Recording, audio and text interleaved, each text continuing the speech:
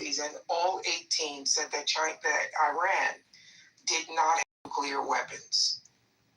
Tulsi Gabbard last year said Iran did not have nuclear weapons. So just the phrasing that people now have, it's not we need to go get the dust.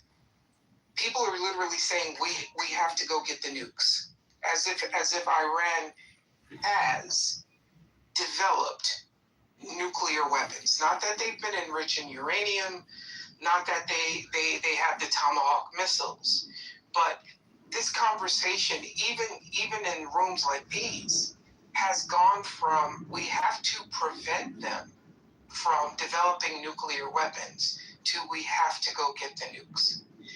And when you're talking to like the layperson or just the person who gets up in the morning, they have to pick up their kids and they're just going about their day. The messaging, it's just so confusing. What is someone to believe? To your point, and the messaging, is this not reflective of what the president is saying? And that's what people are responding to? Yes, absolutely. Yes. So I'm so glad Scott's back. But Scott mentioned shock and awe, which was Iraq, right? There was this idea, and I like the word you used earlier. I forgot when people come together. I don't remember what it was, but there was this drumbeat that Saddam had weapons of mass destruction. He had used them on his neighbors, which he did, but he was ready to use them again. Saddam was developing nuclear weapons.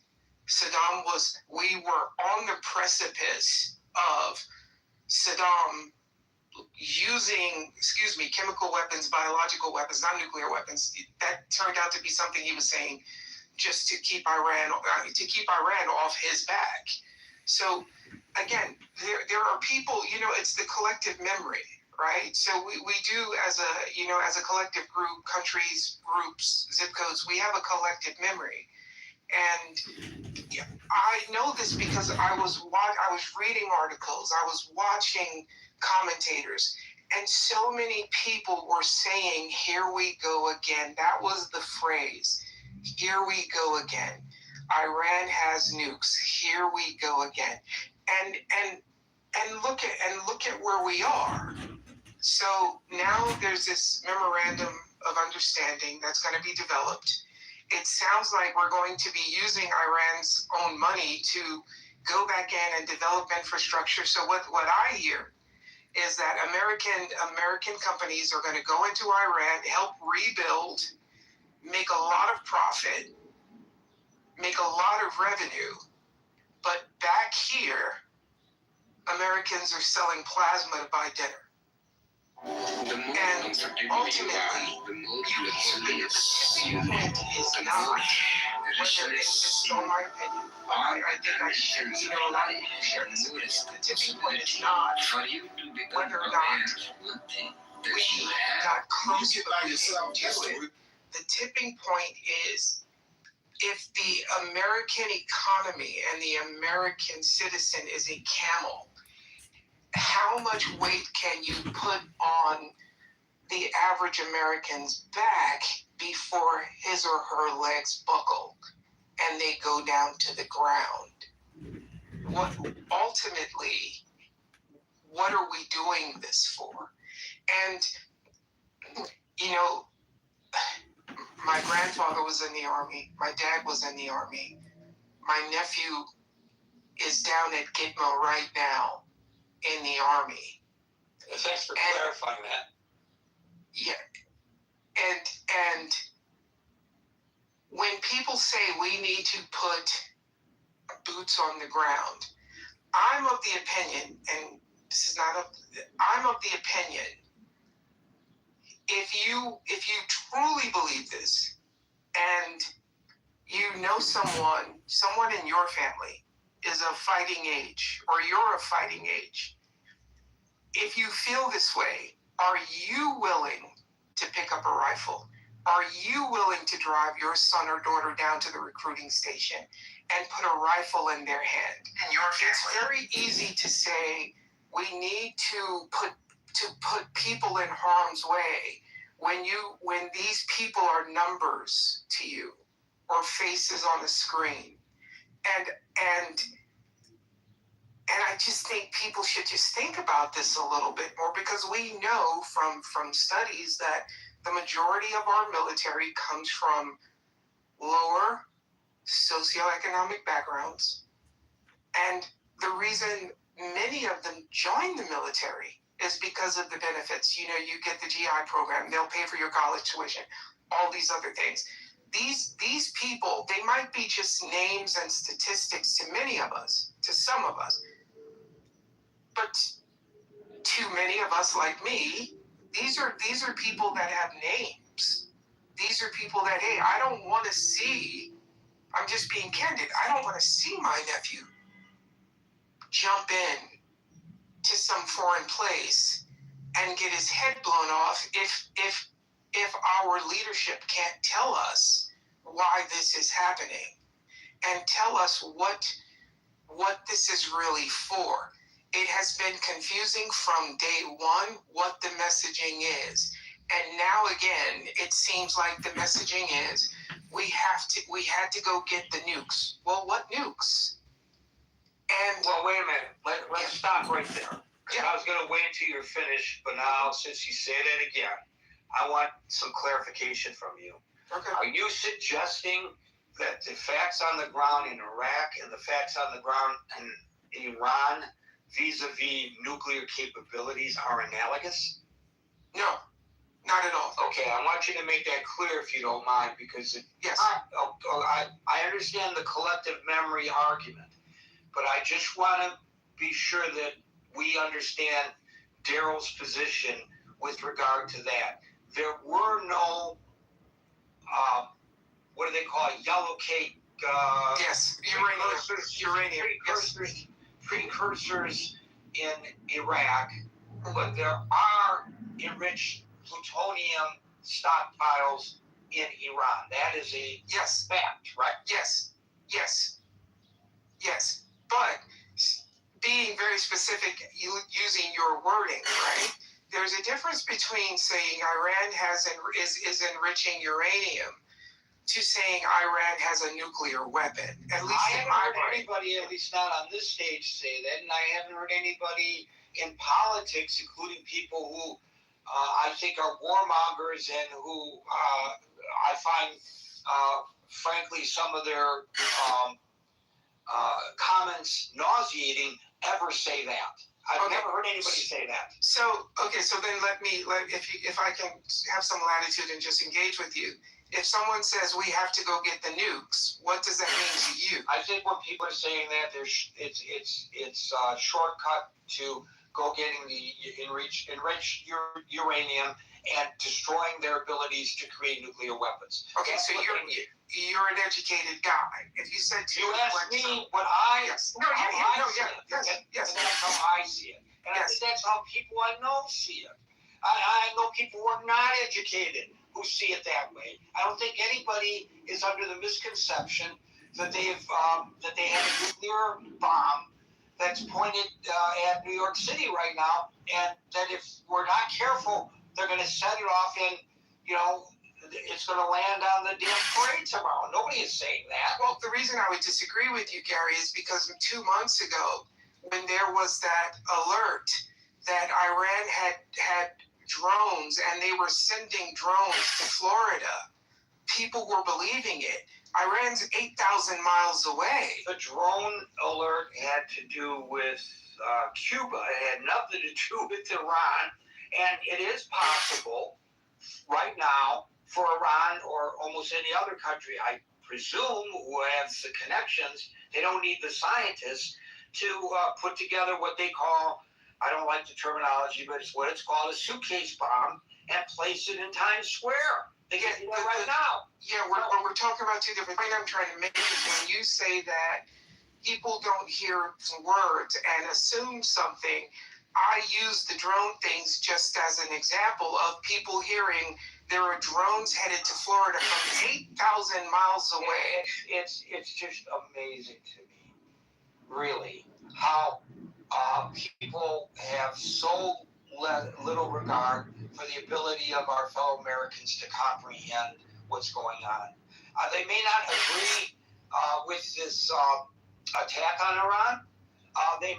By the way, I think I think the body politic a year ago, almost now, after that tremendous attack on 3 nuclear facilities was, hooray, rah, rah. Yes. I didn't hear anybody say, why did we send them there to do that? I didn't hear that out of the mouth of anybody.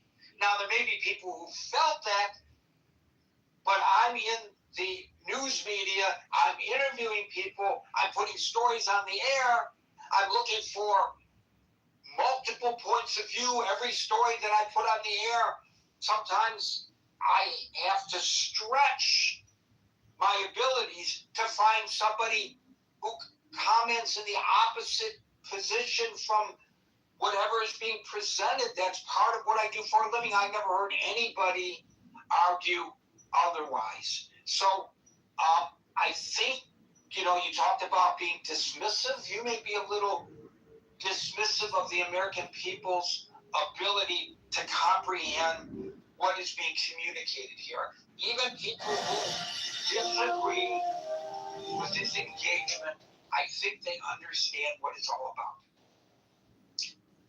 When I said dismissive, it was about the comment about that Americans are concerned about the price of gas.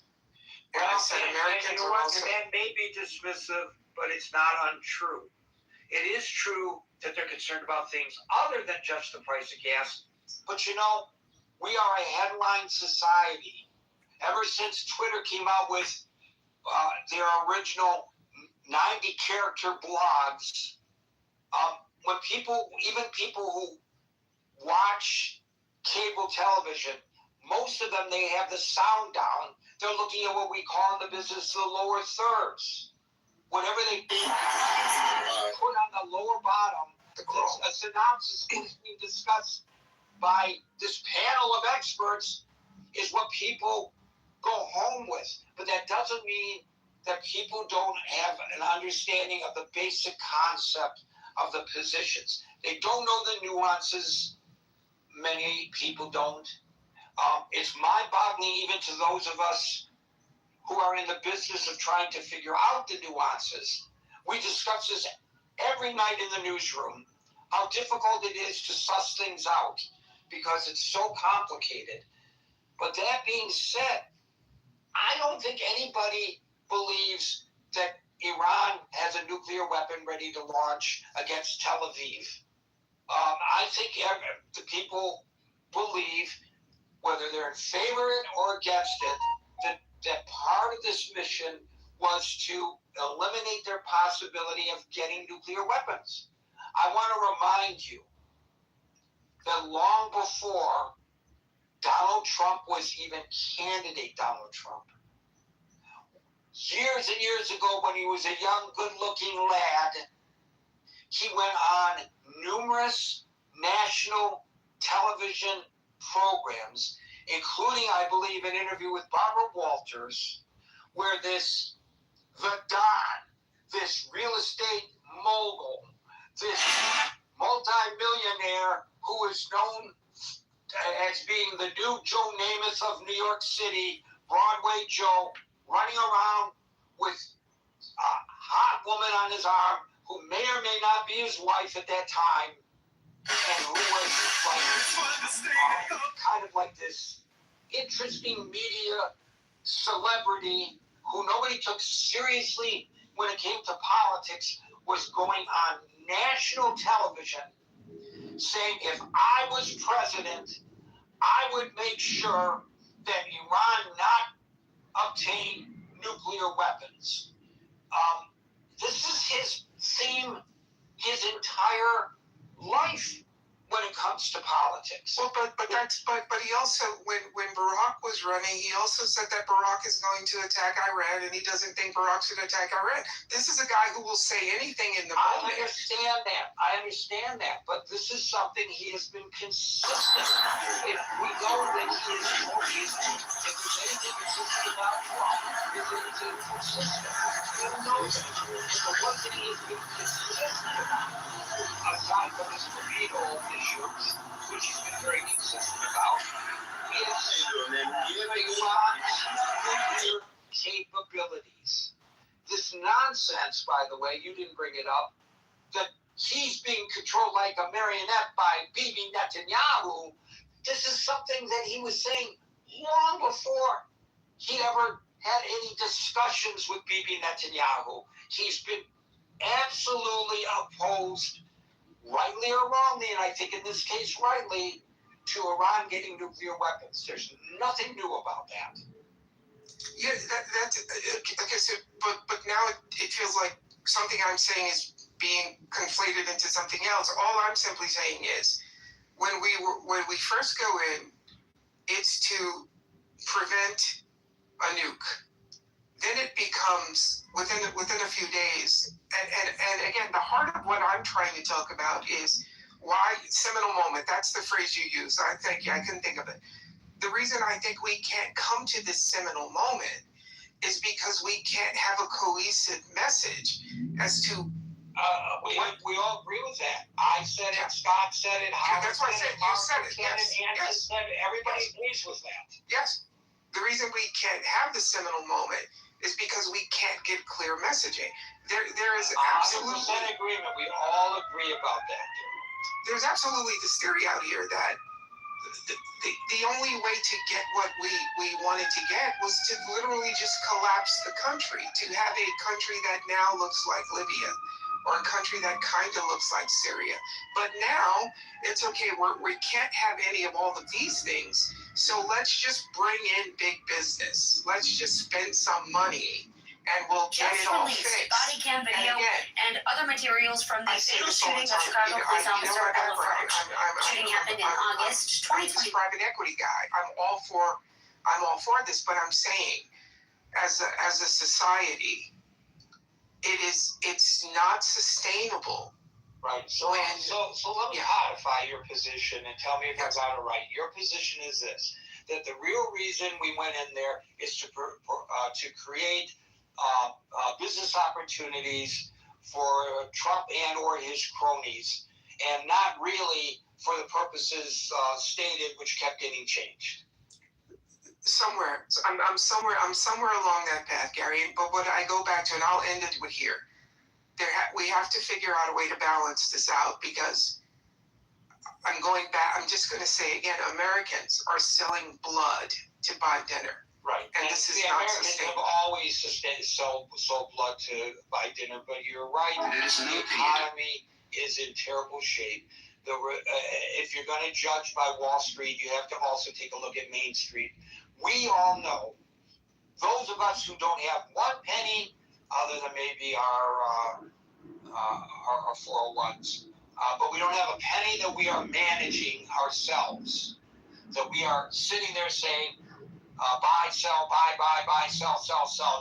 Those of us who don't have a penny in the stock market in that regard are aware of what we pay at the pump, are aware of what we pay at the grocery store, are aware of a decision that, maybe I'll do a staycation, are aware of a decision that maybe I'll drive and not fly, maybe I'll camp and not go to a hotel, etc. Maybe I won't go to the restaurant. I know restaurant owners who are really hurting. Not all of them, but it's a very, very competitive field now in general. And by the way, the fast food companies are doing very well. Thank you very much. And the reason is, people would rather be unhealthy for $1 than be healthy for $20. Yes. I'm saying, and what I'm talking about is like a 10, 15-year trajectory. It's just not sustainable. And I'll wrap with that. But remember, the people who are interested in making money, the big time, to quote Mr. Sanders, Senator Sanders, the oligarchs, they don't care about that. I know. They don't care about that. Thank you, Daryl. Les, I'll get to you in a second. Alan is now with us. Alan, followed by Len. Good afternoon, guys. Apologize, I got to start doing some paperwork. Hey, if you're doing business, I'm all for it. The little business guy, I'm for. I don't want people to be making money off of my sweat but you are making money off of your Yeah, sweat, and we're all for that. We're all with you, Alan. You We're all want me? with you. You want me to make you happy? I had one sale at 9:13 for $13. Second sale was a 5 minutes ago, 12:30. So no, it wasn't. I know in I Texas you apologize. can't afford to turn off the air conditioning, but why don't you just turn the lights off and sit there in the dark? That might be helpful. Then you can then you don't have to run as much air conditioning. Well, in this program you can show the the camera. I could show you half of the light at the shop is Hey, this I'm is sitting by the TV, the sound, and I'm watching the soccer anyway. But this is all bad. Hey, last night, by the way, 1 o'clock in the morning, my buddies and I, we walk over to Carvel for a little break because it was past midnight, so that makes Tuesday, Wednesday, and Wednesday is Sunday at Carvel, so you get 2 for 1. So every Tuesday at work, which is now Wednesday, becomes Sunday, and we get our Carvel. A group of people walk in wearing Algerian jerseys, and they got the Algerian flag wrapped around their shoulders and everything, and they walk in. I go, "Oh, Messi fans, huh?" Massive children came last night. Oh my God! My friends thought I was going to get my ass kicked.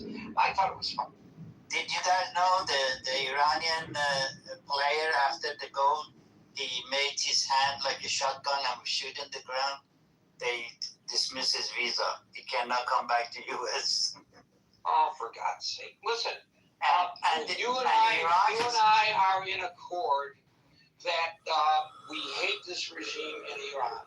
You've been with me for over 20 years now, more than 25 years, 26 years now. Alan's been with me on this program on a different, obviously, platform because Clubhouse wasn't around, but then we moved to Clubhouse. And so we've been in accord when it comes to Iran. This regime is bad. But when it comes to the sports, let them come and play. No, I don't have no problem if they come and play. Why are we harassing that team? Why are we telling them that they have to stay in Tijuana? You know what? They probably got a better deal going back to Tijuana because they're right next to a whorehouse. Well, you saw my posting, right? They are next to the whorehouse, and they're not going to get that privilege in Iran for only all them life. This is a lifetime opportunity for them. That's right. But that's not the case. The thing is, Iranian doesn't like this team is because this team it's nothing other than a child of revolution. Okay, but it doesn't matter because you feel that way. That's what they are. Beat them on the pitch, but don't. But that's what they do. You saw. I don't know if you saw it or not. Right. I don't think the United States government should be harassing them. That's what I'm saying. No, I know. With the same respect. They are our visitors, and they should be treated with the same Iranian, respect. they doing the greatest job to boo him in the field. Right, and that's different. That's individuals. And that's it. But I'm just saying, the United States should sit back. We are a host country, and we should be treating every country that's invited, including a referee who says despicable things in his private life, or a coach who says despicable things in his private life. 100% agree. They're not coming here to set off bombs, for God's sakes. Let them come and let them enjoy. But anyway, let's get back to the topic. How dare you take me off the topic? Because I like to. Sometimes I have to push your button. I love the way you get excited and then hit the nail harder on the coffin. But the whole thing is, it's every day passes this deal went in. I believe in the thing I read yesterday. President Trump told the Iranian every but we didn't understand that. What he meant is he was talking to the regime and Iranian on the street, and Iranian stupid like me, I thought what time is to do it. But the thing is, I still don't understand is and it doesn't, I just don't understand. But majority of the people, they have a knowledge. They think the war, it was just as bad as the war with Iraq. I wasn't agree with Iraq. The war with Iraq was, as the Daryl says, they said bomb. He's got a nuclear bomb. He's got bomb. But the thing was, he was a grudges George Bush's son took because of his father, and then he went in and he did, and most Iranian, they were disagree with it. We didn't want this war started because Saddam Hussein was counterattack on this regime. And we know that we made a promise to the working families of our state. oh yeah, I remember. And he mocked me when I suggested that we mistake going after Saddam Hussein. You don't know. I've been an expert in this field. Blah, blah, blah, blah. He was an expert. He was just his knowledge about the whole thing. Because they're fucking pops there, you assholes. Exactly. You said it. But that's how it was. But this time, no element was there. But when I wasn't sure, when Mr. Trump says ceasefire in January 17 and 18, and that screwed up everything. And I'm sure, Daryl says, Marshall says many times, we need to look at our benefit. We need to look at, our security, and that's the bottom line is. And there is nothing in it, and I'm afraid we have an enemy within, and hopefully we come safe. I don't have no choice. I don't have no alternative except ask God every single day to keep us safe and keep us alive, I guess. Back to you. Thank you, Alan. We'll go to Les, followed by the other Alan. Well, first of all, in terms of it being ridiculous not to not to go to war because they don't have uranium stock, they don't have bomb right this second or 5 minutes from now. That's dumb because we tried that with North Korea and they just played us for time. And that now it's too late. And Iran is, already been very aggressive to its neighbors. You name a country in the region, and it's likely that they're being, in danger because of them. And so I disagree, that we didn't have a reason to go in there. The power of atomic weapons and its power to kind of blackmail people is just horrific. You basically got the power of the sun at your disposal. So that was, we know that they have had nuclear stockpiles. We knew they were doing it because they wanted to have a bomb. And they still have, a city full of centrifuges to purify the uranium. And those are things we get rid of. In terms of using, certainly we would need troops on the ground to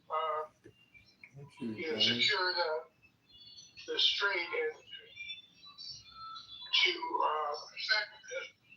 And I certainly understand that that's asking a lot. People, ground wars in Asia are horrific. But one more thing I was thinking about, darn it. Let me think for a second. Oh yeah, terms of economic, basically starving that worked for in World War One. That's what we did to Germany, and they folded. And then you can't just say you can say that the top people are they're going to hang on to the last moment, but to keep society a nasty society like that going as the government, you need to have collaborators. You need to have soldiers and people that keep the other people under control. And that takes money. And if they are starving and they know there's an alternative, sanctions are starvation, etc., is a way of getting people to fold.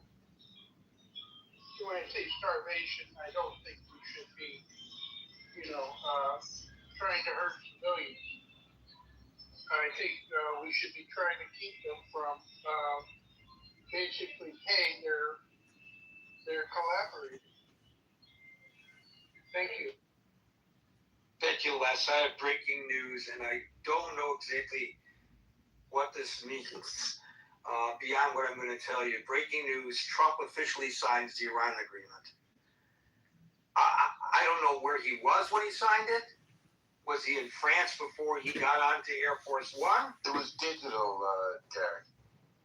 No, the digital signing was earlier. I just got a notification of digital signing. So there's been a second digital signing? I think you're getting a report of the same thing. I mean, it's very confusing. But anyway, I thought there was a digital signing over the weekend. No, I just got a notification of digital signing just now, right around the time that you announced it, maybe like half an hour before. And now he's signed it again. And I don't know whether that means Vance goes to Switzerland on Friday or not. Who knows what the hell's going on? This is what I was saying earlier, have a little faith, not faith, but a little understanding of what people in these newsrooms are going through.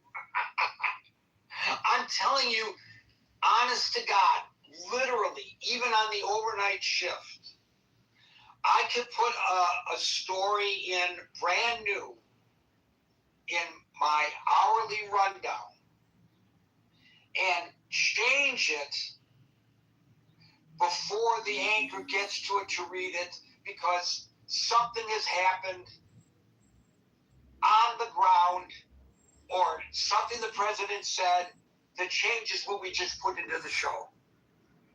It's mind-boggling what's going on right now with regard to the news. We don't even know what we're reporting. I mean, we're reporting the facts, but we can't even take the time to put it into context. It's very, very difficult. Well, Gary, to be honest with you, to achieve what they want to do is to keep me and you and everybody else on the stage of confusion. Isn't there a song about that? Thank you, Alan. Thanks for your interjection there, Norm. Thank you, Les, for your input. We'll now go to the other Alan, followed by the aforementioned Norm. So, Gary, I hate to add more complexity to this, but... I already got a headache, Alan. I already got a headache. Be gentle. The other day, after I was on, one of your people on stage made a big deal about getting rid of all of the nukes. And I was quite frustrated because that's a terrible oversimplification. And I kind of align myself with what Daryl was saying, but I would like to add a caveat, which is, as I understand the JCPOA, it allowed Iran to have nuclear material for medical purposes, for potentially nuclear power. I think that when we say all nukes are bad, them having all nukes are bad, we are putting them into the prior story. It's like saying all sugar is bad. No, refined white sugar may be bad for us, but a human can't survive without natural forms of sugar. So it is incredibly stupid to oversimplify the issue of nukes. And so I wish that in your media situation specifically, when you talk about the nukes, we should go back to this part of the JCPOA that allowed them to have it for modern purposes such as power and medicine. Thank you. And to the question of what do people think when they say they don't have the right to have nukes, I think anybody suggests that they shouldn't have it for power or medicinal reasons. Oh, I disagree with you, because I think the guy who was on after me the other day used the word nukes and did not define it that way. And so I think that for a lot of these people, the JCPOA. So from now on, are you suggesting that when somebody says Iran shouldn't have nukes, I have to ask each caller what they mean by that specifically? I think everybody recognizes what people mean by that. Well, I'm not so sure. Maybe you don't have to always do that, but maybe you should say, what about for nuclear power or for medicine? Because I think a lot of these people don't think about that. I don't think they don't think about it because that's not what they're thinking about when they say that they ought not to have nukes. But they're not suggesting that that people who have cancer ought not to get radiation treatment in Iran. No, I'm not sure that I agree with you. I could be wrong. You know that General. But have you ever heard somebody say that?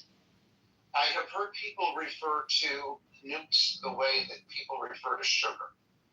People think all sugar is bad. All sugar is not bad. Sugar is part of the human condition. It may well be that that's not a perfect analogy, but I would submit that I don't want to use the name of any specific person, and I don't want to insult any of your stage members. But I don't think most people understand that some amount of nuclear material needs to be allowed for medical and for power purposes. They say if Iran has one iota of whatever it is, nuclear materials, it is wrong. And I think that's unfortunate. May I say something, Gary? The admonishment I gave Daryl Stans, then Alan, with all respect to you as well, and that you're selling the people short when you think that they don't understand the baseline of what's being discussed when people say, when the president says that Iran should not be allowed to have nukes, he's not saying they should not be allowed to have radiation therapy, which they already have. Everybody knows what he means, and we don't have to break it down into that kind of nuance. I mean, there has to be a baseline of discussion, and I think most people understand that baseline of discussion. I'm really a little bit amazed that you and Daryl even bring it up. Either that, or I'm totally oblivious to the fact that a good portion of the population has no idea what we're talking about. We haven't. What were you going to say? I understand Alan and Daryl, they both mean well, but I'm afraid the knowledge about capability of this regime is almost zero. The governments goes to the hospital and shoot the doctor because they were treating these demonstrators. They're not going to sit down and emphasize on the nuclear power facility to help cancer people and the medical and so forth and so on.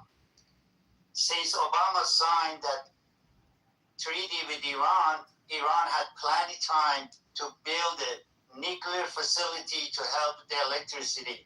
Tehran, the capital city, in last 2 years, they have 3 hours electricity in the day. Come on, guys. When they said nuclear power, that means nuclear bomb. Prior to the JCPOA being ripped up, do you think that they had built any nuclear bombs? Yes, they built in that time after they signed that treaty. So you're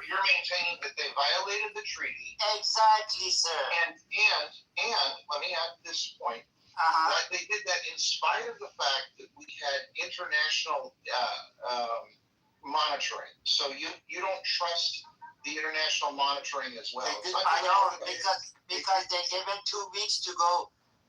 2 weeks they given to these nasty government. They given 2 weeks notice before they go and expect. What are you talking about? They didn't have monitors in fact, Alan. That's the problem. So you think that we were better off to have ripped up the JCPOA, which was the starting point, than where we are today? Is that fair? Yes, it is fair. It is fair because 120,000 people so far got killed by this regime. You think this regime has a mercy on you? I doubt. No, I don't think that the regime has mercy on me. But I also think that the JCPOA was a starting point.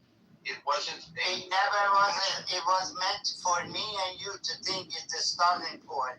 But for Iran was another win because they built three nuclear facility under the ground, and Natanz is the most advanced one. Well, as Gary said, the bombs destroyed those. So that happened before we theoretically went into this stupid war. There is no perfect solution, and I appreciate dialoguing with you. But Iran is not going to give up everything without. I mean, I think the JCPOA. I have yet to be convinced that it was this horrible deal and worthy of being ripped up. And so I think the point I'm trying to get to is you can't talk about what happened after the JCPOA was ripped up. You can't say they had nuclear weapons after the JCPOA was ripped up because we didn't abide by it. We don't know where we ripped it up. That was why we ripped it up, Alan. Okay, so we can have a discussion about the JCPOA. And there are going to be people who think that it was a great starting point, and other people who think that it was because of the sunset clause on it, it was worthless.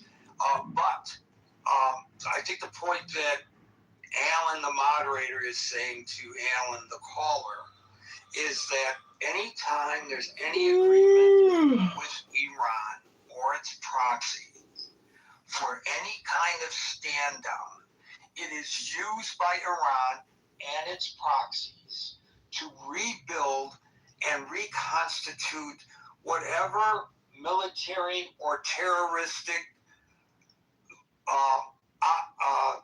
assets that they have. And so I think you can argue, even if one were to agree with Alan, the caller's point, that the JCPOA, as the president at the time, Obama said, or as he says in retrospect, we got to where we got without entering a war, and now we're back to having to enter a war to get back to where we got with the JCPOA. There may be some validity to that argument, but the fact still remains that Iran cannot be trusted to abide by any agreement that is reached. And there is intel today to suggest that even if they say, sure, come in and take the nuclear dust, which we haven't even gotten to that point, there are other facilities in that vast mountainous range that have yet to be detected that are already in operation enriching uranium. That is the issue, I think, that Alan, the moderator, is trying to allude to. So, Alan, the caller, hold on a second. Alan, the moderator, tell me if that's a concise recitation of the position you're trying to make. Exactly. You said it a lot better than I do because your ability to speak is 100% more than me. But I go with Alan, our spokesman did a minute ago. I understand his point, but we are not dealing with the legitimate government. We're not dealing with the government. There is a shredded truth to them. They are bound to get us any way they want. That's in them book. Yes, And but I was cut off. No, it's okay. Back to you, sir. I was going to say, if you believe that, and I believe that too. I shouldn't say if you believe that. I said let's assume what you said is true. It seems like the current agreement, the proposed agreement, is even worse because we spent all of this money back in 2014 or 2012, whenever we did the JCPOA. We spent all of these millions and millions and billions of suitcases of dollars, and now we're going to spend them all over again and give them even more resources. So even if I accept your point, which I do, how are we better off with this current agreement than we were with the JCPOA? I never said we are better off. We are 10 times worse, sir. Did you hear what I said? When President Trump says to Iranian help is on the way, he meant help to the regime. But we as an Iranian, I as an Iranian born, an American citizen, didn't understand. 80 million Iranian, they did not understand. He meant he was talking to regime. They thought they talking to them. 120,000 people dead. It is not the number they can forget. They're not giving up. That's the main thing is they are not giving up. They saying it every day. They say we go on the street, we die, but we will not. I heard you say that, but I still maintain that if the JCPOA was not perfect, nobody is arguing that. But there is a tendency people who are Trump lovers to draw in very straight black and white lines, and unfortunately this is a complex situation, and I appreciate you acknowledging that we're worse off with the agreement now than we were before the JCPOA, so thank you. Thank you both, and to Alan, the moderator, if you think my English is good, wait to hear my Farsi. Just kidding. El Normo followed by Brian.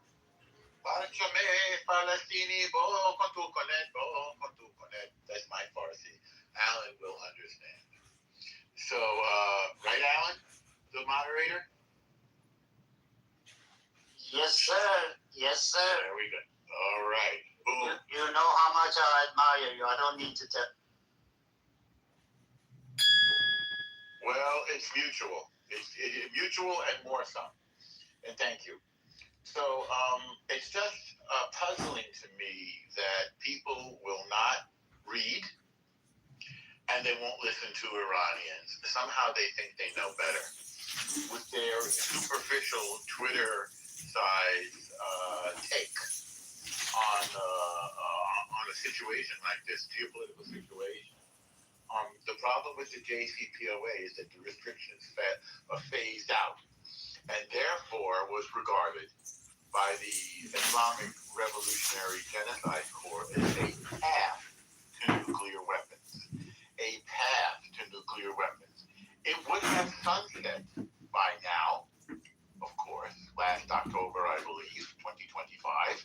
And so we would have been in my view, infinitely worse situation had we not torn it up in 2018 after we discovered the secret nuclear weapons program of Iran.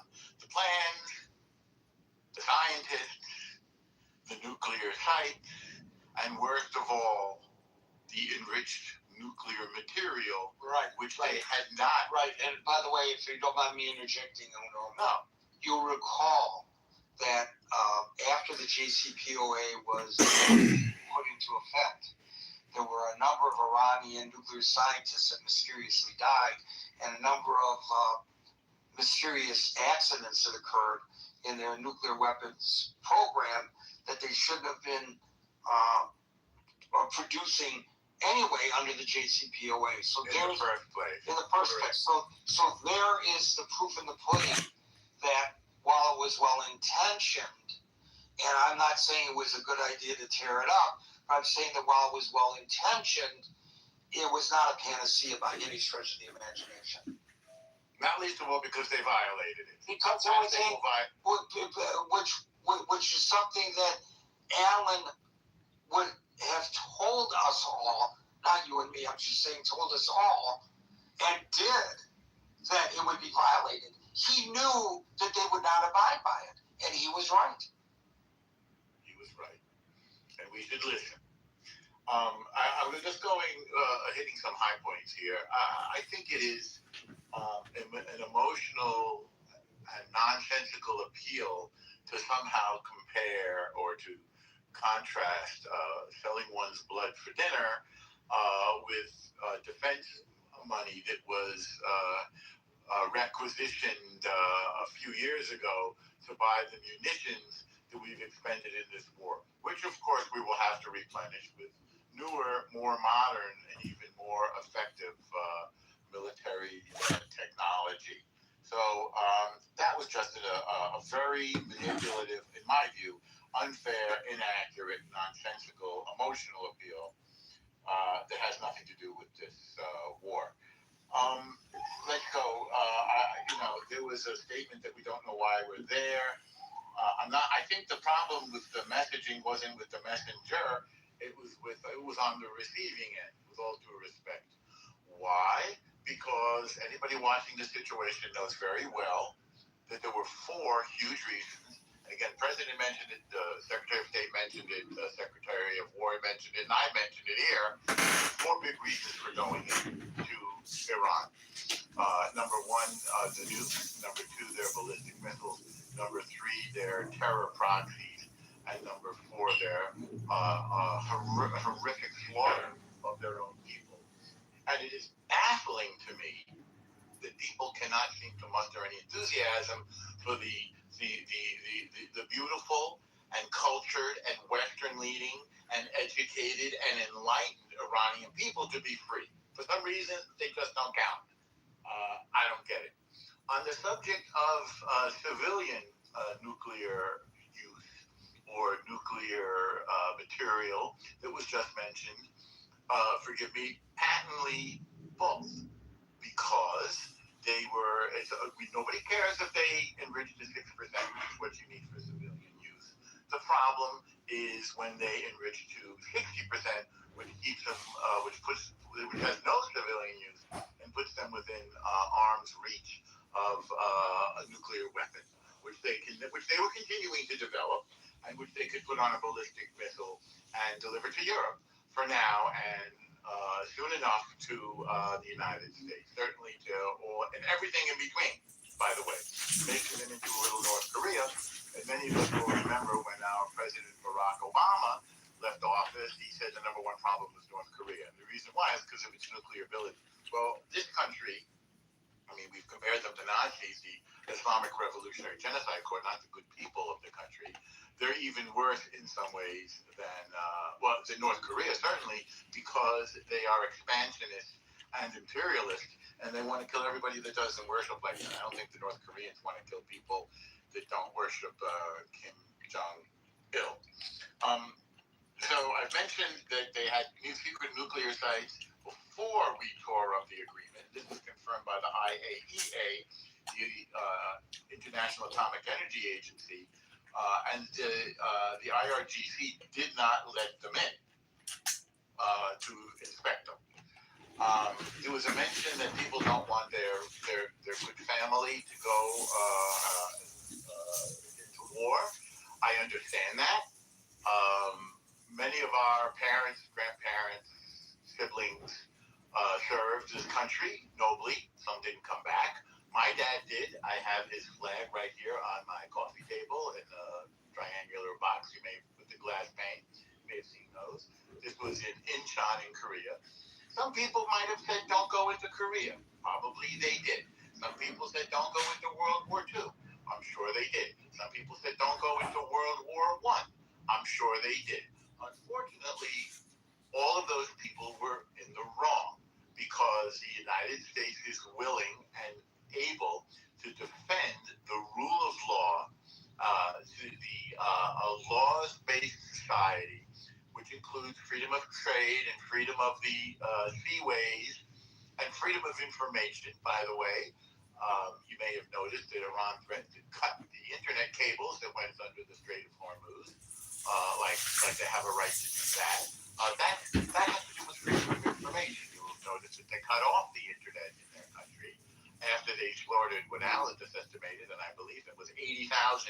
of their own citizens. So if you still believe in freedom, then it would be puzzling to me why you would disagree with our use of military might to defend the freedom that we hold dear. So I think I've mentioned almost everything. The last and maybe most important thing, what's different now is that we have shown them that we are willing to enforce our American will to freedom militarily. I'll say it again. We have exposed Iran as a paper tiger, and we have shown them that we are willing to hit them and hit them hard if they don't abide by their agreements. That's different than before. We did not have that military will before. I don't know, Norm. You could build a case the opposite's true. Yeah. They view the U.S. now as a paper tiger, and they have the upper hand in leverage moving forward based on the MOU. Well, you'd have to take a look at the damage that we did to them to determine whether you think that's a paper tiger. Well, what damage? What we're going to be reimbursing them $300 billion. Hang on one second. So you can't have it both ways, Norm. I think I would say that you can't have it both ways, Howard. We have shown them the extent of damage we are willing to inflict on them, and we have shown them that as pirates, they are not going to hold the world hostage and somehow enjoy freedom of movement. So we are willing to suffocate them and blockade them, and we are willing to smash them militarily. They cannot sustain that. We can. That's the difference. Yeah, but we elected to not sustain it, and we're giving them new life. We're resuscitating the regime. Wait, Norm, let me talk. We're resuscitating the regime. We're going to release, $300 billion in reinvestment. And what did we get out of it? The strait's going to be open. I want to remind you, the strait was open before all this nonsense happened. No, irrelevant. The fact that they're irrelevant. That's the whole purpose. What do you mean irrelevant? Completely irrelevant. I totally disagree, Norm. Norm, who you crapping? I'm not crapping anybody. So again, the goal of the war was to degrade them militarily. That will not be reversed. To destroy their nuclear capability. That will not be reversed. Destroy their missile hardware creation and factories and facilities. That's not going the other way. To cut them off from their proxies like Hezbollah. That will not be reversed. How are they cutting them off from their proxies? By destroying them economically, by blockading them. But the article that started all this in the Jerusalem Post says that the blockade was effectively destroying them economically and should not be lifted, and that this is a mistake because they won't be able to recover economically. So if they recover economically and at least $300 billion is pumped into their economy, I don't know where it's supposedly coming from. The president says it's not coming from us. The president says it's not coming from the Gulf states, but it's there in the agreement, and that's just the one segment of the agreement. Another aspect of the agreement is the release of their funds that have been held by us. So what do you mean they won't have the economic wherewithal to fund Hezbollah and Hamas in the future? Well, I don't know how far in the future you want to go, but they have estimated economically, and there isn't any disagreement about that. They're suffocating. And I think the president went into this agreement for two reasons. Number one, because to avoid a vacuum created by no government in Iran, knowing that apparently, again, this is not my call, that the Iranian people were not yet ready or able to take charge, and they wanted to avoid civil war. That would be one. And number two would be to get the stock market, get the price of oil back down, to get inflation back down going into November, which, I think all of us were upset about the effect of the blockade and the closing of the Strait of Hormuz by Iran.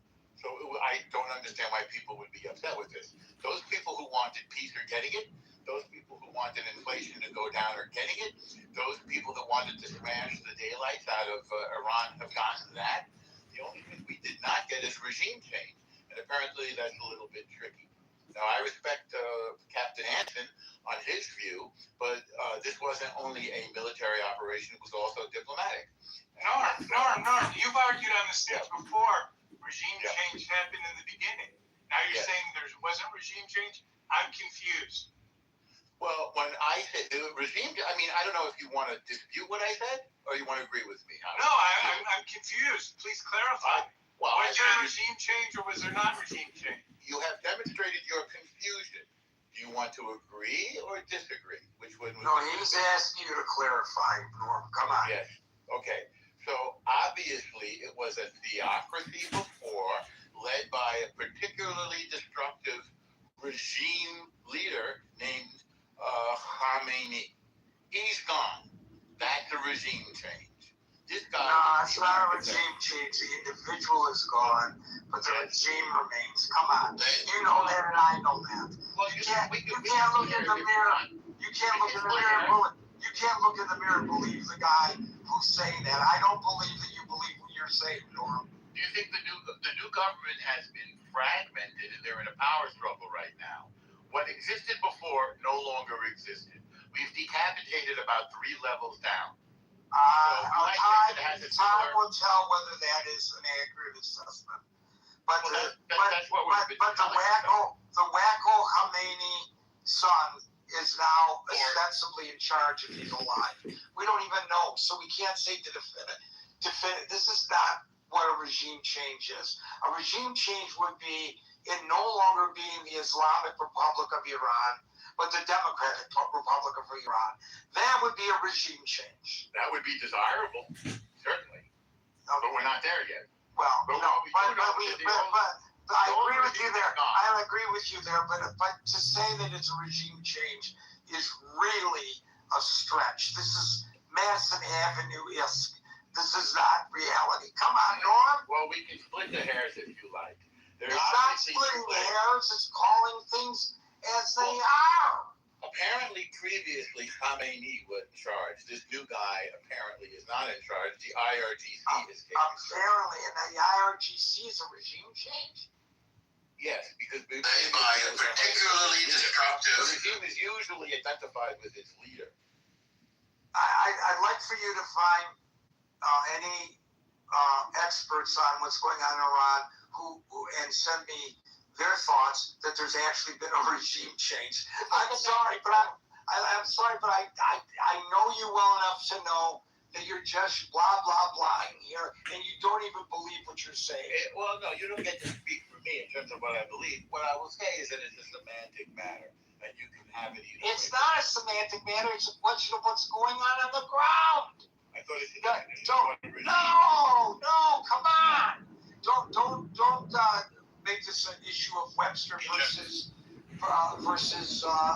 the Encyclopedia Britannica. This is a reality. There is no regime change. Okay. There's been no substantive change. Alan, has there been any substantive change in the regime? Alan's busy with a customer. God bless him. Moving on to Brian. Thank you, Norm. Brian, that was very interesting. Yeah, hey, Gary, one thing I will quickly agree with Norm, as he said in the beginning, people don't read the details, period. And I'll leave it there. You're right. Brian, followed by Dave. Hey, a lot of the things I was going to say have already been spoken, so I'll shift gears a little bit and talk from a little bit more of a strategic level. But first, I'll start with this notion that the $300 billion is just going to be pallets of cash like we saw previously delivered to the Iranian regime. It's going to come in the form of loans and repayments for reconstruction efforts like buildings, bridges, things like that. So it's more in the terms of loans and lines of credit for rebuilding, and probably most importantly, it's going to come from private sector. So it's not just going to be a government transferring funds, either physically or digitally. It's going to be companies going in there from around the world, Asia, Africa, Europe, and America, going in there and rebuilding the damage that was done, and then it's all coming from private sources, it's not coming from U.S. taxpayers. So I think that's an important point to make, because one, that greatly increases the likelihood that the money goes towards its intended target, as in rebuilding, those pieces of infrastructure. And, of course, Iran could say we're rebuilding this airport hangar and now we're going to use it as a training facility for our terrorist activities. I don't know, something like that. So it could be repurposed, and that exists. But countries around the world, they're going to be closely monitoring that. And if those intentions or if those requirements are not met, the funding will instantly shut off. I mean, the private sector is going to be much more likely to oversee that in a more diligent way, because they are, not going to be. People felt that overreacted about the team takeover that happened on June 15 at the Trader Joe's location that I was present at. It was about 8. This could change. We've got 60 days of detailed negotiations, technical negotiations. So what I'm going to ask you may not be entirely fair. Why isn't it not stated that Iran agrees to stop funding its terrorist proxies? Well, that's probably a separate matter. And what I've been reading is that there are other security measures in place. So I don't think it's limited to just rebuilding roads and bridges and buildings and things like that. There will be multiple components to hold them accountable, and there will be much stricter oversight than we saw in the JCPOA, which I think, has some good intentions, has some good pieces. But doesn't that require them to be cooperative, because they were supposed to be under the JCPOA cooperative, but the IAEA says they were not? I think what I was going to say is that the JCPOA has some good intentions and some good pieces in its framework. The flaw in it was that it was just easily sidestepped.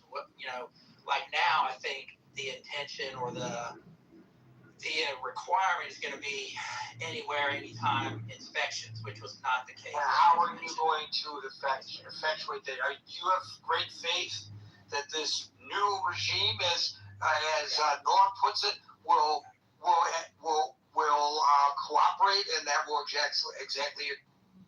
No, I think there's zero chance that Iran will follow through on their commitments, regardless of what they are. They are not driven by economics, concern for their people, even concern for their own lives. I think they're very happy to be martyrs for the cause of their radical religious beliefs. And, what happened over the past couple months was inevitable. With the way they are ideologically and religiously driven, somebody had to step up, whether it was, Trump or Obama or whoever's the next president, the next couple of presidents.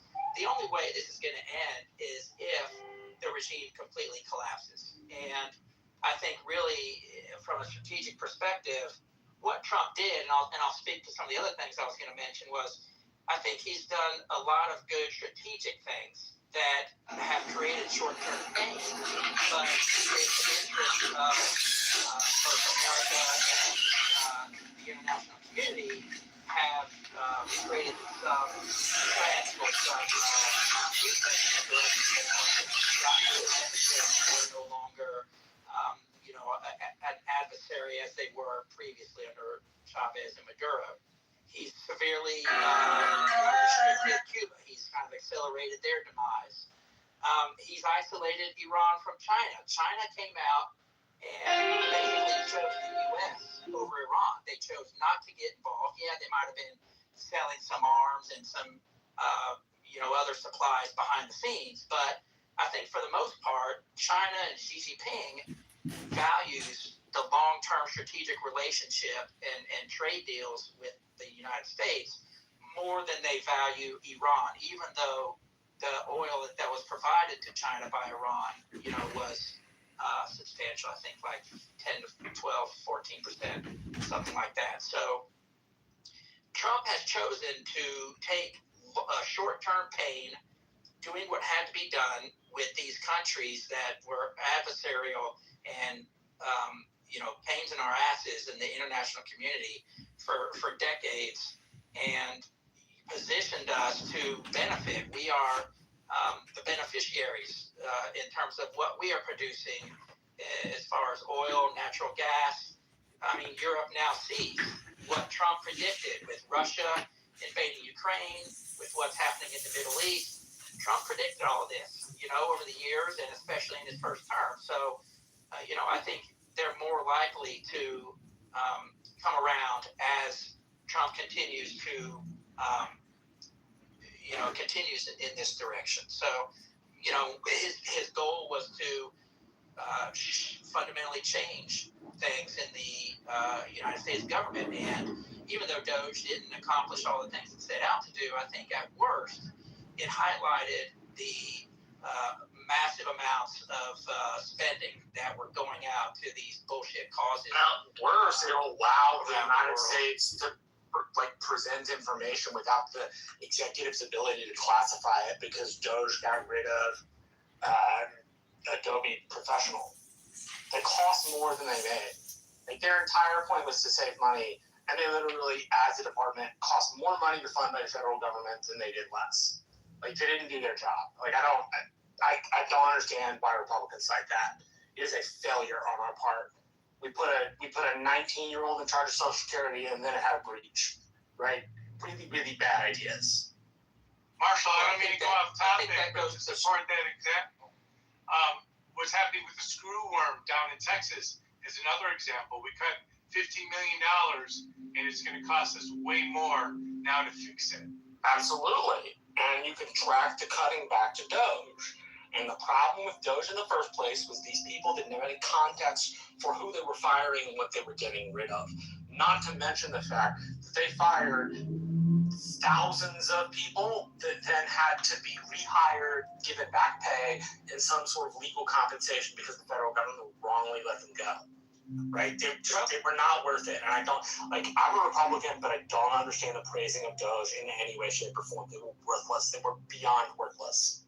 Well, I think the counter argument to that is that Trump is shifting the center of gravity away from the government. He's pushing more of the economy into the private sector and taking it out of the hands of the public sector. It's messy, and there are Republicans and Democrats who are fighting them because of the nature of political. Right, it's not just messy; it's utterly unprofessional. The way this was done by them is not a show of professionalism. I wouldn't hire these people in private life to do my. I wouldn't hire these people in private life to do my taxes. Okay. They acted like they knew what they were doing. They cut thousands of people using this rip and tear model, which they then had to rehire. That's not doing a good professional job. That's doing a lazy job and calling it good. I disagree. I think if your job is to cut money from the federal government, you don't then, number one, cost the federal government more than it costs to fund you. Number two, you don't end up costing the federal government more by firing people you then have to rehire because you didn't do it the right way to begin with. If it were professional, if it were in line, they would have done the professional thing, gone through the research, fired the people they could fire so they didn't have to go to lawsuits with these people privately and then have the federal government pay them out. That's not professional, and you can't argue that it is. That's not accurate. So I think it's absolutely accurate. They fired a bunch of people. The reason you're correct hold on. They fired a bunch of people. They fired a bunch of people that had to be hired. I heard you the third time. Well, tell me it's not true, because I can look. If you want the source form, I'll pull them up for you. They fired a bunch of people that should have fired. I'm going to give you the counter argument, Marshall. The counter argument is that you don't have time, and you don't have the time to go through the bureaucratic red tape to go in there with a scalpel. What you do is you go in there with a. I'm going to say political shit, and I'm going to waste the taxpayers' money, and I'm not going to bother. Hold on, and I'm not going to bother to do it right the first time. And I'm not going to bother to do the task right the first time. If one universe is repeating a task 3 times in any way good for the U.S. government, more than people that are absolutely. That's not my point. My point is, you don't tell me that you don't have enough time to do it right. That's wrong. You do have time to do it right. You chose not to do it right. Okay, guys, I don't know what this has to do with today's topic. I agree with Marshall. I'm trying to close the loops here. What I'm saying is Trump is working at a strategic level that a lot of people just don't understand clearly, because it's not a misunderstanding that we're put in charge to save money. You don't save money by costing more money than you should. I got that, Marshall, and you're right. So we have another one who believes that the American public doesn't understand what we actually see in front of us, and we thank him for explaining it to us. I cut it off because it's 6:55. We only have 5 minutes left, and we have 1, 2, 3, 4 people in queue. Dave, and maybe followed by David and the others. Dave. This topic we must look from top down, not go for the final detail at a very low level, because that doesn't change the world. The whole idea is today's topic is very critical. It's not just domestic, it's about global, right? That's why we talk about, and unfortunately we went down to a little detail, but anyway, we go back to the global part. So what have Trump achieved since the beginning of the war, right? So when Trump started this war, a lot of European leaders were very unhappy, they were not involved. But after recent G7 meeting now, right? So this is no longer the same. That G7 and other a total of 40 nations are come together, that they're going to help in either by contributing to Navy ship to clear the mine, or somehow financially contributing to it. So this is a united front. This is no longer US, Israel. This is a united 40 nation after the G7. So this is what Trump claimed he wanted to achieve during his first inauguration speech, uniting, right? So, and just like the prior speaker said, you know, sometimes he might do it very bluntly, but we are facing what he claimed in December 2025, civilization erasure. It's not just Europe, the entire Western civilization. There's no time to be Mr. Nice Guy. There's no time to be very nice, surgical, don't insult anybody, don't make people uncomfortable. It has to be top down, hammer sledge, and now we have 40 nations come together, just like the prior speaker said, China is supporting that as well. So this is the biggest achievement. The 47 years of deception by Iran-Murad regime is over. So do you believe that because of do you believe that the nuclear threat that Iran presents has now been eradicated? Basically, you cannot trust this regime. Whatever things happen, you can't trust. Whether you sign any agreement during Obama time and whether we sign... I don't think you're answering the question. We got a couple minutes left. I'm just asking you a simple question. Through this memo of understanding and what it allegedly will lead to, do you believe that Iran's nuclear weapons threat to the world has been eradicated?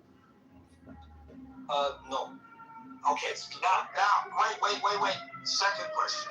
Do you believe that Iran's exportation of terrorism has been eradicated? Not yet. No. Do you believe that the threat to the populace of Iran, because we were just told it was a regime change, has been eradicated? That people who are dissidents no longer have to fear being executed on the streets? Okay, so yes or no? If you want yes, no, you are like an Islamist. You don't care about... I'm an Islamist. I love that analogy. And Gary, can we confirm what statements has the G7 just made supporting this memo of understanding? I don't know. Did they completely support the U.S.? That's news to me. I'm sorry, David Garcia. I'm sorry, Amir, who I really wanted to hear from.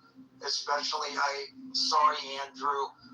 Guys, come in early tomorrow and we'll get you at the top. Please, David, Amir, and Andrew. Folks, we're here Monday through Friday at 5 o'clock New York time. So until 5 o'clock New York time tomorrow, for the next edition of the Critical Thinking Forum, everybody be safe, be well, and peace out.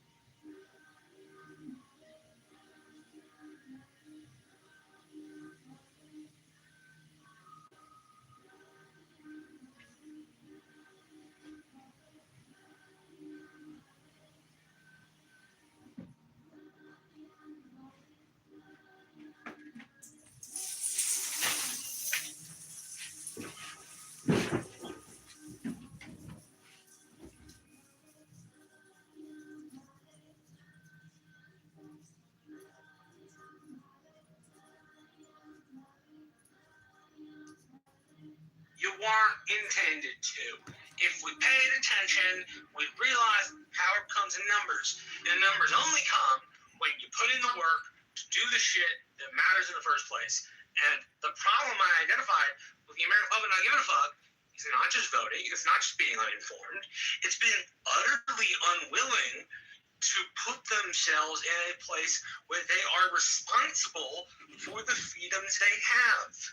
They're unwilling to bear the burden of responsibility. As long as they are, bad things in this country will happen. You'd be. People are. Sorry, go ahead. I was just going to say, you'd be surprised, Florida, how much individual people get quoted by legislators after they come with their issues or their reason why a law needs to be enacted or a law needs to not be on the books anymore. You'd really be surprised. And if you spend time around these legislators, they do listen to their constituents. It is important to them. And you do, and I definitely start on the local level. I mean, I go to Washington now, but and there's many people that I meet with I haven't written checks to. I definitely haven't written checks to, but I go and I meet with them and I ask for their time. I mean, you get 20 minutes. Sometimes you get them, sometimes you get staff. And that's on the federal level, but on the state level, I mean, something just happened with my county commission that pissed me off. And I put a call into, and then I put a call into the guy, and then I got his number and I sent him a text about something that happened at a hearing at the county commission. I've appeared in front of my city council on a few occasions, under public, during the period of time when the public can speak. It's, you get on the agenda. I mean, it sounds a little kooky, but you can do it. And they will listen to you. And you really would be surprised. But if you don't do it, you'll never know. Period. Suggesting Florida, like, again, you and I disagree on a lot of stuff, but you're actually pretty persuasive, and you have a lot of opinions. Because you know I'm correct. I'm no, I don't think you're correct all the time, but I think you have an audience in your legislators on your state level. They care more about your checks than they do on the local level, you'd be surprised. Absolutely, on the local level. Not so much. I mean, it's also like, you're in a bigger state than mine. Mine's a little state, so it's easy to access people in state elected offices. We're smaller here, but you got to try it. What is driving you crazy that's state law in Florida that you really want to have a voice about? Think about it and reach out to them.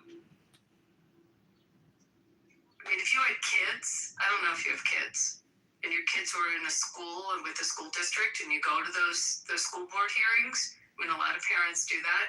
For some people, that's the first place is at the school board. Yeah, and to be fair, I thought it was fucked up when the Biden administration and a lot of the Democrat-leaning school districts and politicians were like deeming these parents to be like quote unquote domestic terrorists in one extent or another. But I don't think that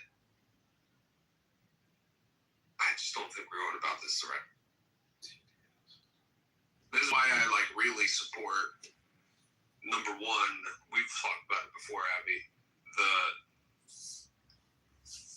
the more stringent campaign finance laws, number one, and then number two, changing the voting system entirely to allow for ranked choice voting, so to speak, where number one, people would have to be more clearly labeled when they're donating, or organizations would have to be more clearly labeled when they're donating, and it would take the dark money out of politics and also large money by setting limits. They are labeled. Again, I told you on the federal level. It's not true. Let me just say it. I have $5,700 I can do to a member of Congress, or like if I have an event at my house and it costs me $5,000 to do it, but I can't have an event at my house for $10,000. Yeah, but what about the People's Republic of North Korea? They can't give money. I'm trying to tell you.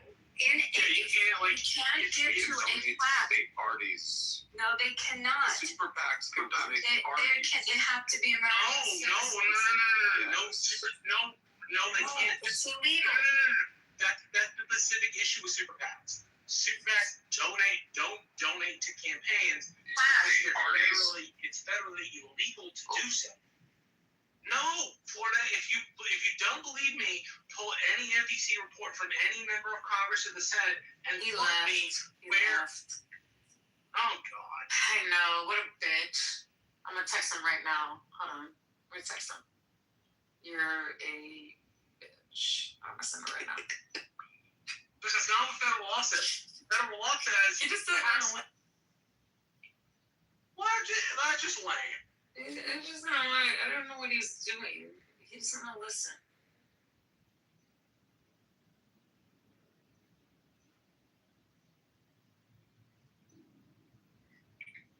Anyways, what else is going on? I got nothing.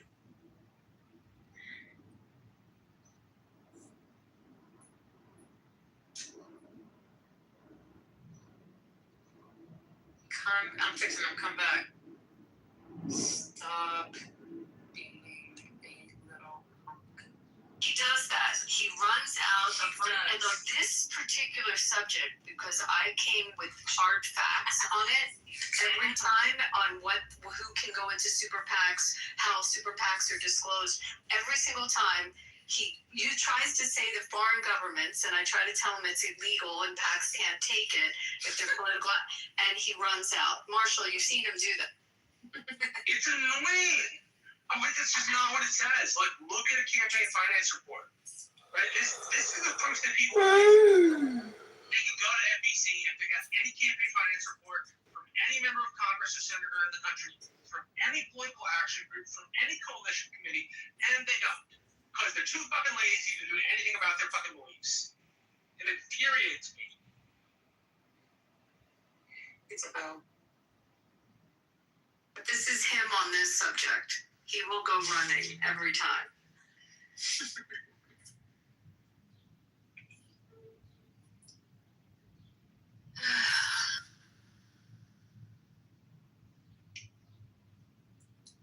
What's for dinner, y'all? What's for dinner? He's eating the dog right now, so it's chow, and I'm giving him this pumpkin stuff that you're supposed to give your dogs. Someone talked me into it. Some kind of like pumpkin patch thing I put on the top of his food. That's what dinner looks like, right? Pumpkin for dogs, huh? Yeah. That's good. What are you eating? I had a little bit of Spanish food earlier. Had a little bit of an octopus, which was good. It was in this nice little, like a reduction. It was really nice. But I'm making some chicken breast, chicken thighs, bone in, skin on, salt and peppered and buttered, putting it in the oven on the broiler. You know how it is, one of those. I was in a room earlier and they were talking about how to make a steak like a steakhouse. Like why my steaks at home never taste like Fleming's or a steakhouse. So they gave me all the instructions, like literally everything I have to do. I mean, that's the process. If you have to use a cast iron skillet, which I never knew. I always put it on the grill, which is wrong. And you have to use the butter. You have to like baste it in butter, and you have to baste the cast iron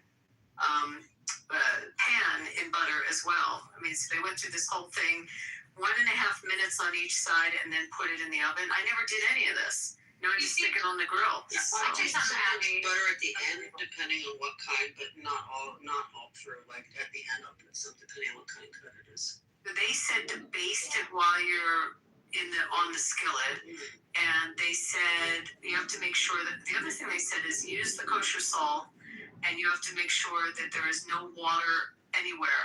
Yeah, you need to dry your shit. I didn't know that either. You gotta pat dry that motherfucker. But I do not. My steaks, maybe like I don't eat steak. I cook usually for my man. So we get a ribeye, maybe about like an inch and a quarter to an inch and an eighth. You know, in that area of thickness. A cute marbleization. But I literally put on a cast iron skillet, sear it. I sear it like hot sear. Yes. You gotta hear that shit. And then I lower the heat. I cover it. And then I raise the heat, I flip it, sear it. I cover it and I lower the heat. I don't have to put it in the oven. So that's interesting. Yeah, lower the heat just a bit, cover with the lid. I mean, I'm so lazy. I have a big grill in my backyard, you know? So I just like delicious though. What? Yeah, but it's not the same. It never tastes like a steakhouse, right? So you're trying to replicate. You know, there's one video that was done by, what's his name, Gordon Ramsay, that cooks a perfect steak on a grill. You should check it out. Let me find it for you. And you're not supposed to put the sauce on until after, right? So no marinating. Actually, I think there's no marination. There's no marination. There's no marinating. There's no sauce. There's no nothing like that. It's just salt, pepper, butter. Apparently, you know what I'm saying? They said seasoning I put on top of it too. You do put steak seasoning on? Okay. She said rosemary and I forget what the other spice was, and garlic, I guess, in the butter when you're basting it.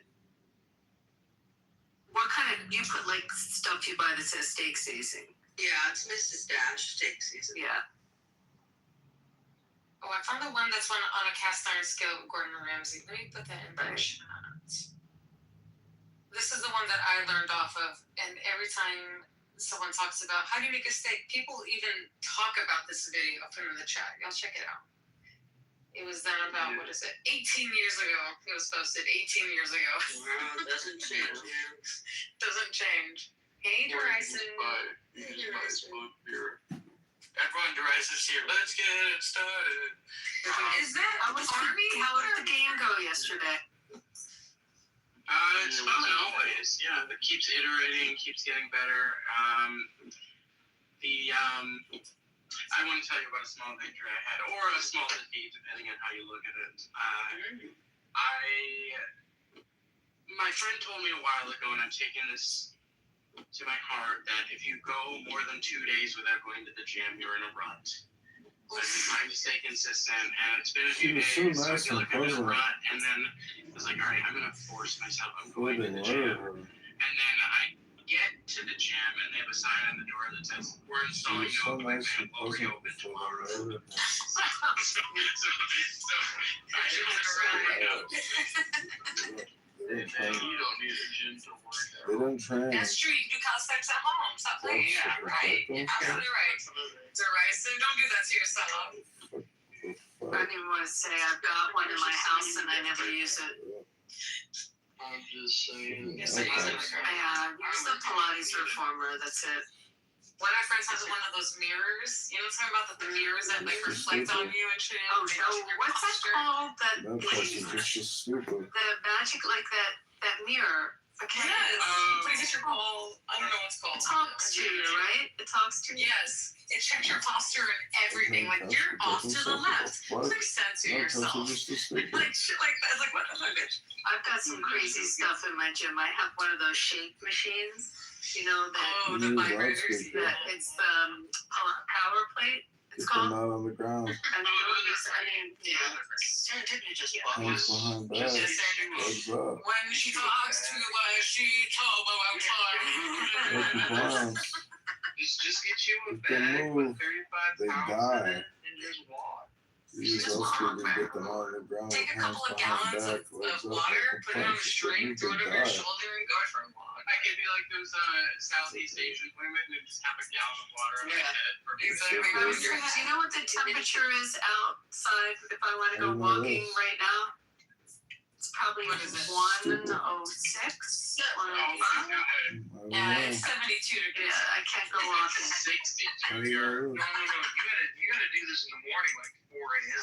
Yeah, this is like a morning or a late evening jog, like a 7 to 9 p.m. We may get down to 100 if I'm lucky, but where are you, Arizona? now I'm in Nevada.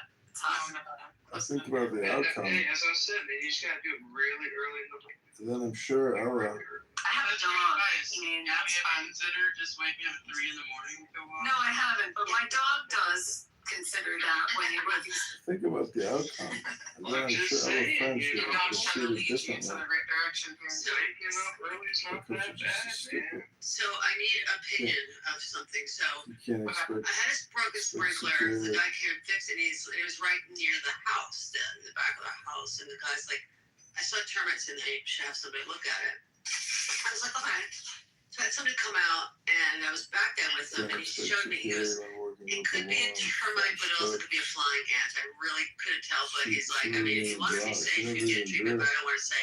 So if he said it could be an ant, you think it's probably an ant, so he would have said for sure it was termites.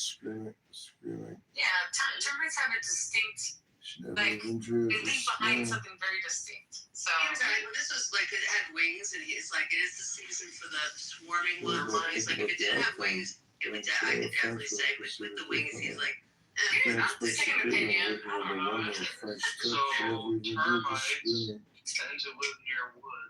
Is your sprinkler near anything that's wood? The house is stucco. I mean, obviously it's not the wood frame, it's stucco, so they're not. I mean, like, where's the sprinkler at? Oh, it's right next to a lot of.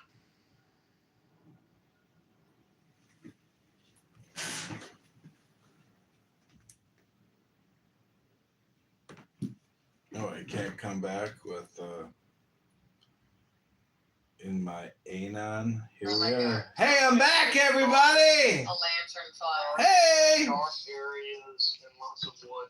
Yeah, it was nothing like that. So I'd go with ants, personally. Personally. But I'm not sure. Get a second opinion though. Yeah. What do I know? Don't take my opinion who's been bit by shit to the hands, you know, and been in like really interesting areas. Do you live in a termite, like an area that has termites? Because not all. Yeah, check the termite, like check the farmer's almanac, see if you got termites. No, like in certain geographical areas, they're more prevalent. Yeah. He's also treated subterraneanly in 2018, and the guy who sprinkled said that's supposed to last 10 years. He said more like 7 years. So I'm thinking, but yeah, if I get somebody else to do it for you, then I'll have them come to every quote. I hate termites. I hope they don't. I hate that fucking house. I just need to go back to living in it. You know what's weird? When I was doing work back east, like anytime I'd represent someone with a house purchase, like in Jersey or PA, like you always had to have termite addendums and termite, like, you know, always part of agreements, and all kinds of warranties on termite inspection. You had to have the termite inspection.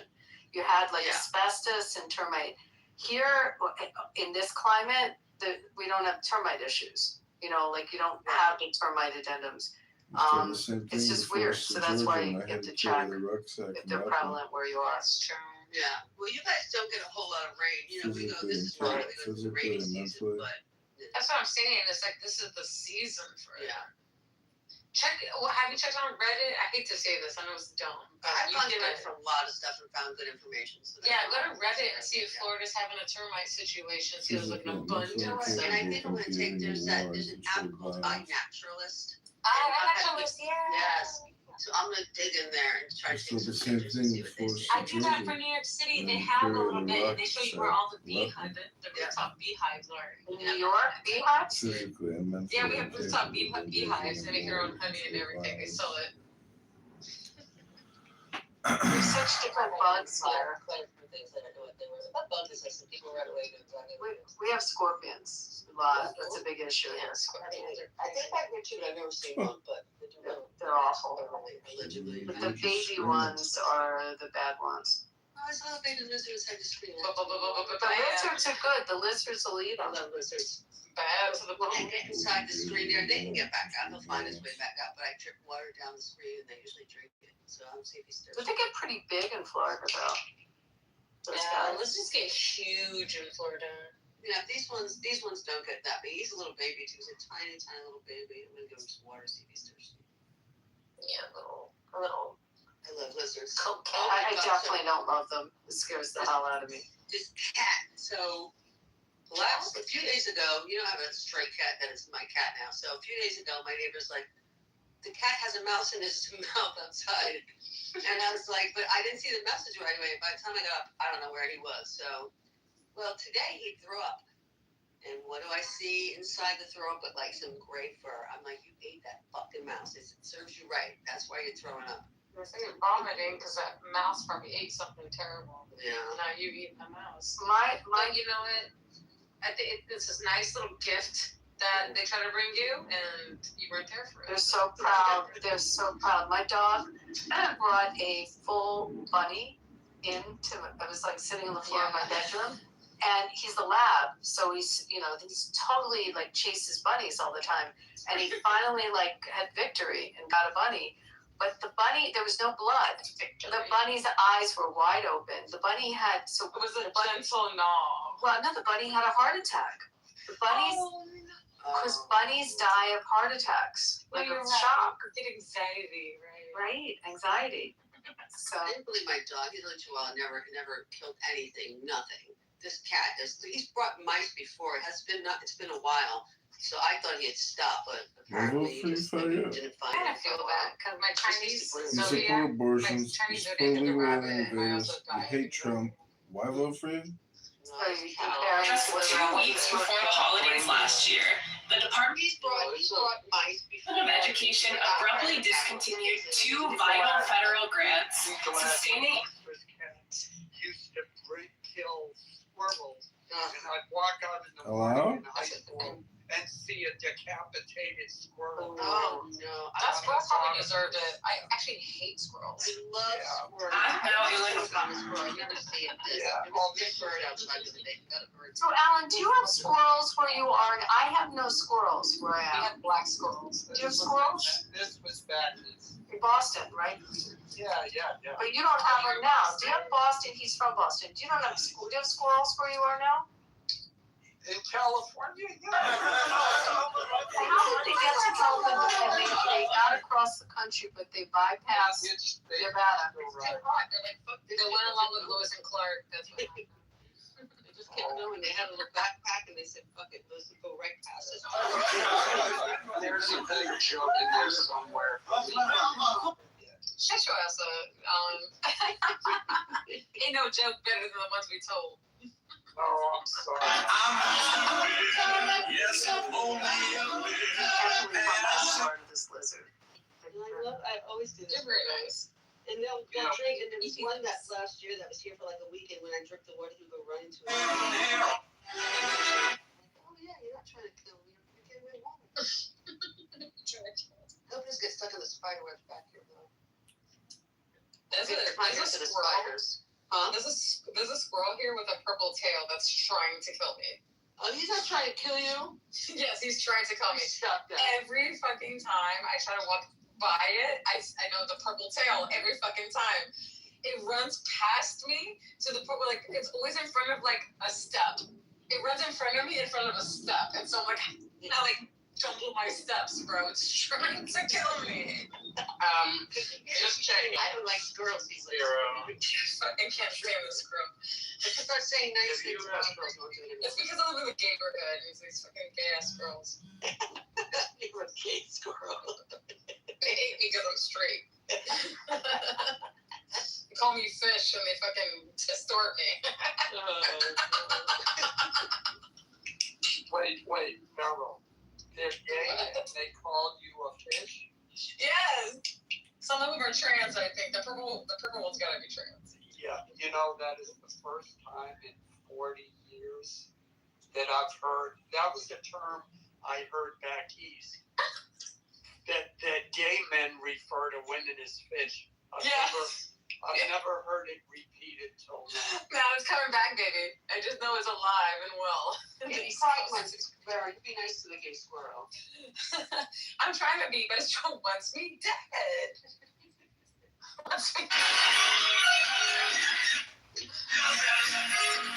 There's one episode of The Simpsons where Grandpa Simpson is sitting Bart down on the couch and he says, Bart, I have a good story to tell you. He says, well, actually it isn't so good, but it is long. What? I bring that up for no reason. Oh.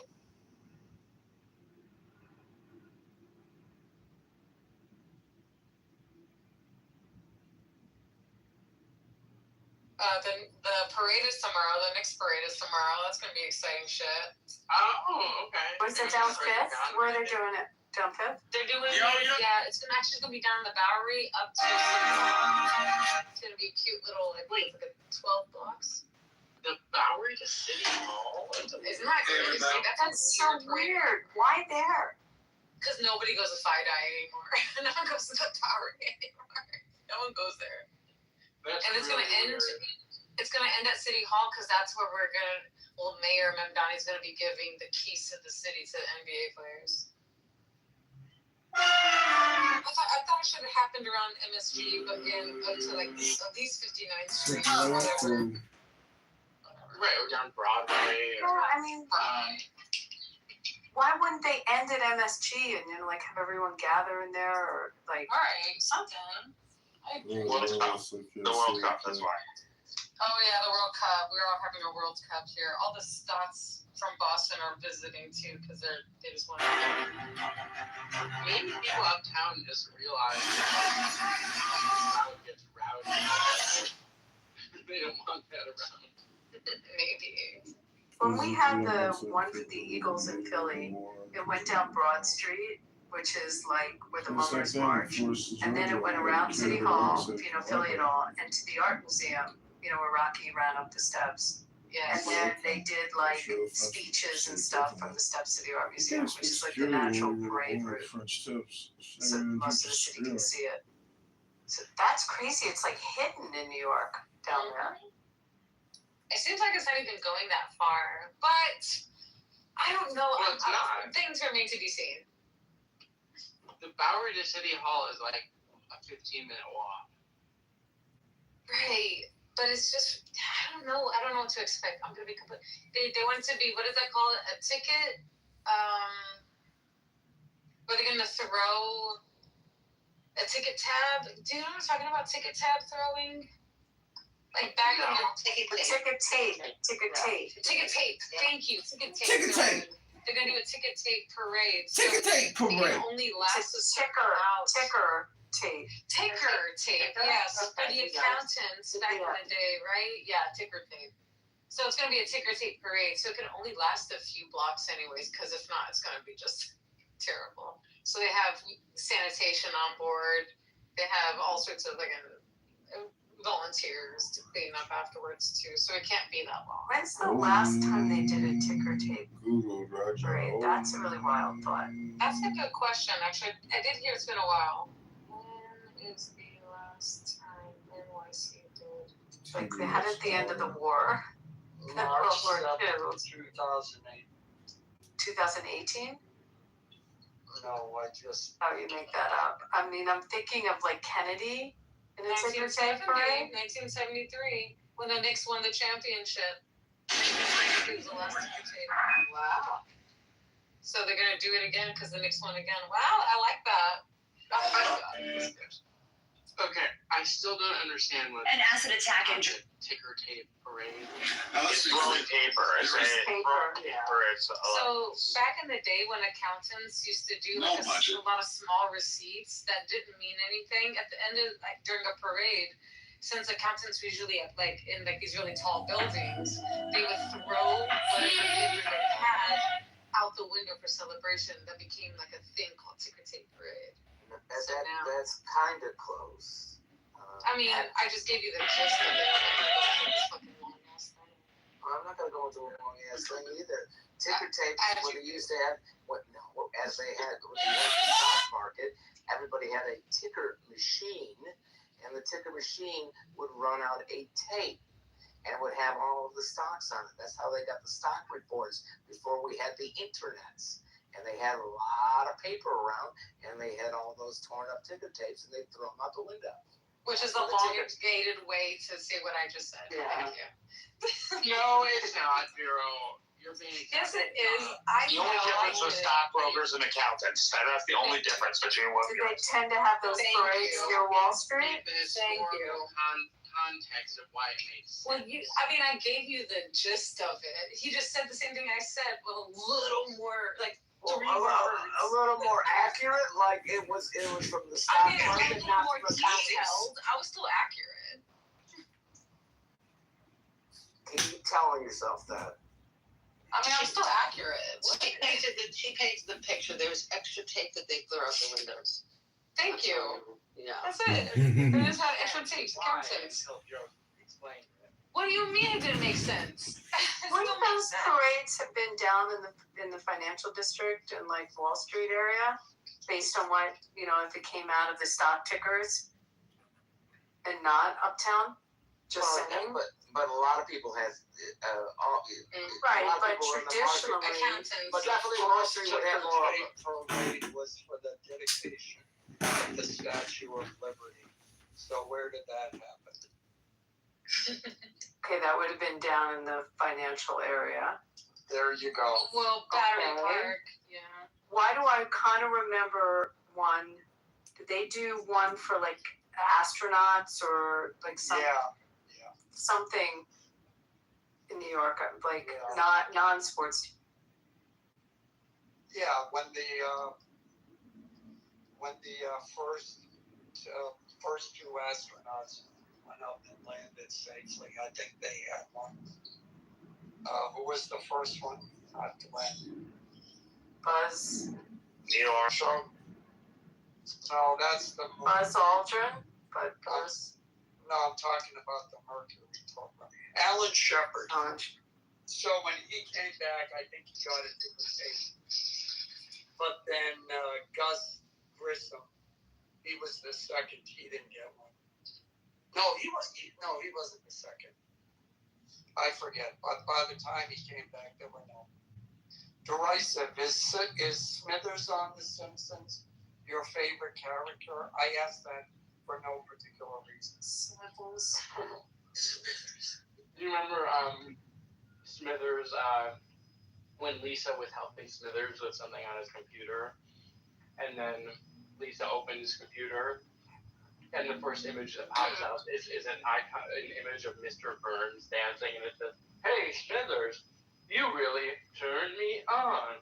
Oh yeah. Or he has the fantasy that Mr. Burns is Marilyn Monroe singing "Happy Birthday to You."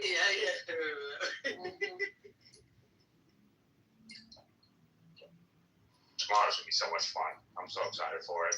Yes, I'm so excited. I'm fucking ready.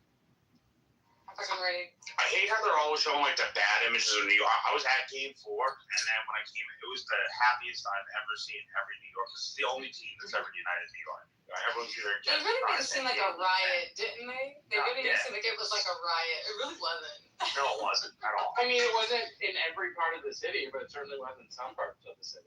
No. Yeah, that's with any city that wins a championship, right? No, It's just. I was in Times Square. It really wasn't. It really wasn't what y'all thought it was. Yeah, it was. Are all the videos that we saw fake? Yeah, they're just like they're fake videos. I was there, bro. Like, and the next morning there were farmers markets. Is it possible I don't know. shit just like didn't happen in front of your exact field of vision? Sure, but Shit I mean, happens like everywhere. Like when a team wins a riots? championship. Well, now you're saying three different things. No, I'm saying I'm sorry, I nothing can't happened. please you here. I'm sorry, I can't please you. I mean, multiple things can be true at once. Yes, most of the cities were It just wasn't, but legal, what I say is true. It wasn't the riot that people are making out to be. There's nothing wrong with what I said.